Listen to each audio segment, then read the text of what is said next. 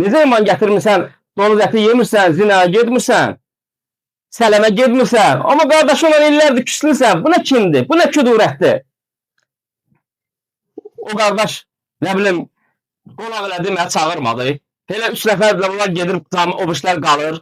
Nə bilim, varlılar belə toplaşdı, kasıb bırak belə qaldı. Şeytanın sənə təlqin elədiyi hamısı vəsvəsələrdir, başqa heç nə yoxdur. Başçı olmaq arzusu var səndə, get qəlbi təmizlə. Allah təala o qardaşa müvəffəq eləyir. Yox idi o qardaş sinəsini verdi qabağa. Yox idi o qardaş evini açdı, süfrəsini açdı dəvətə. Elhamdülillah Allah təala onunla izzətləndirdi. Nə olub indi sənin qəlbə düşdü? Tez bu sən də fikirləşdin ki, mən də. Elhamdülillah qardaşın yanında ol, qabağında olma. Arkasında ol qardaşın, tut ki lan. Bu izzətdir. Bununla böyüyəcəksən.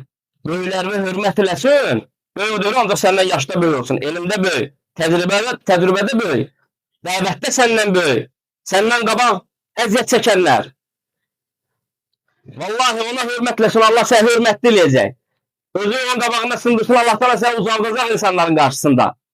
Amma kinli olmağın səni heç nə gətirməyəcək.